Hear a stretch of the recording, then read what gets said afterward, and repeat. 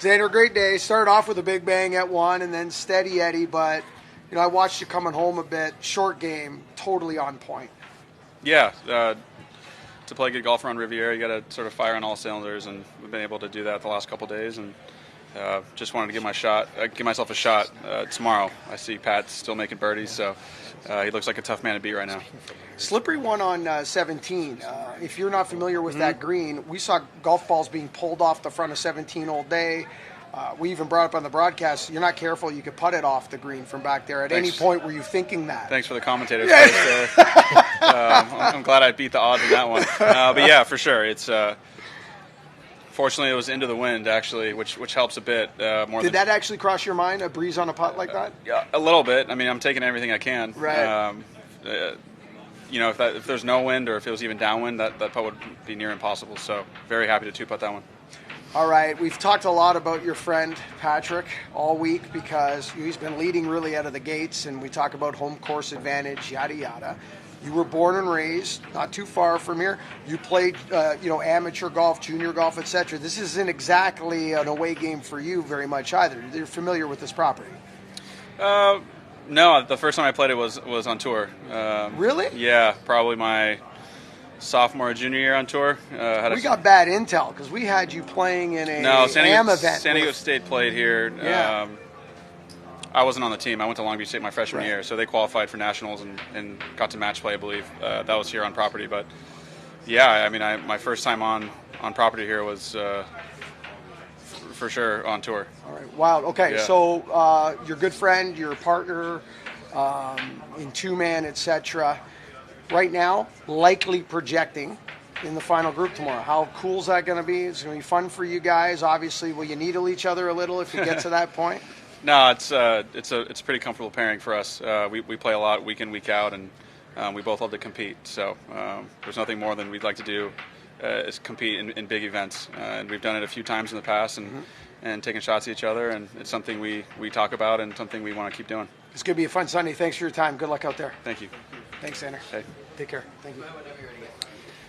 Xander, do you have a most memorable round with Patrick as far as in competition? I mean,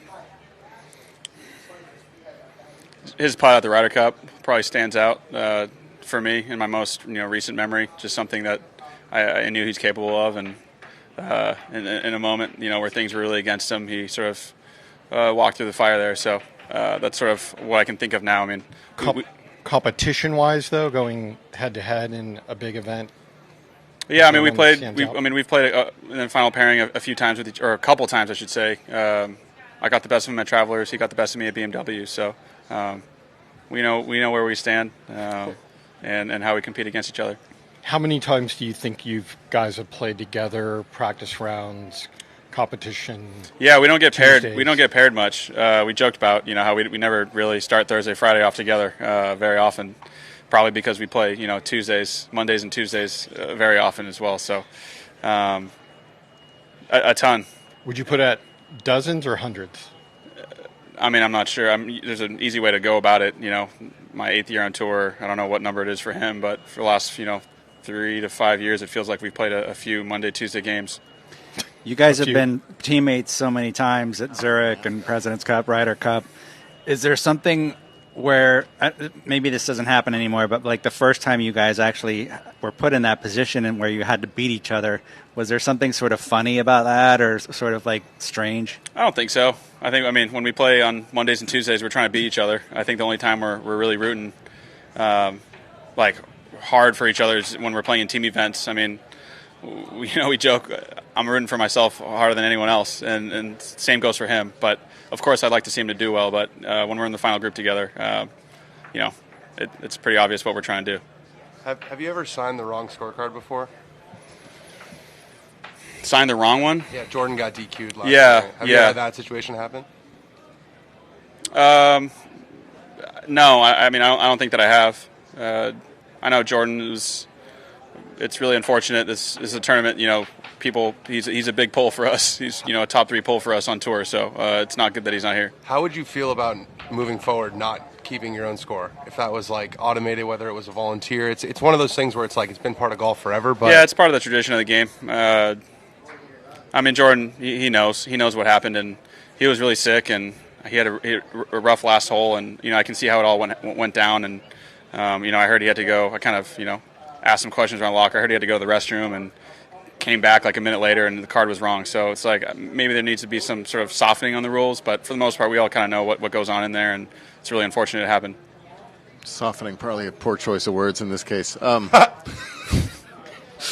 Thanks, Doug. It's good to see you too. What do you think? What one part of your game do you think is carrying you the most this week on this course?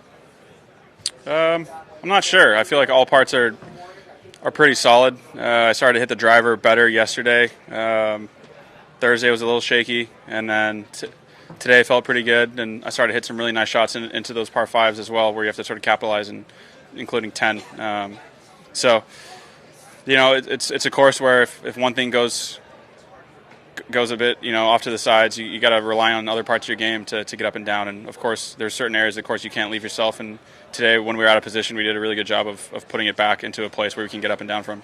Is there I don't know how he's going to finish, but is there a deficit that's going to be too tough tomorrow? I mean, there's just going to be a certain amount of self-belief that needs to go in. I'm just really not going to look at the board too much. I feel like if I can just keep doing what I'm doing, get some pressure on Pat or whoever is going to be in that group is the most important thing. Speaking of self-belief, yeah, I mean, making the turn yesterday, you were only at like 2 under, and then I think you're 10 under since then. Did something kind of change there that got you going? I mean, just kind of got in the flow of things. It was a bit of a slow start. I birdied 17 and 18 on Thursday, which was big for me to sort of just get away from the cut line. It was a little bit sweaty coming in. Was leaking a little bit of oil and wasn't super happy about what was happening. So kind of just got into some better flow and had a comfortable pairing with Tom today, and the pace of play was nice in twos. Sort of, if you got into a good rhythm, you could kind of just keep playing golf. And how important do you think it is for stars to win on tour? The biggest names, just for the tour as a whole. Yeah, I mean, I think it's important, obviously, but I was talking to the CEO of Amex, and he talked about the ratings when Nick won. People love the Cinderella story.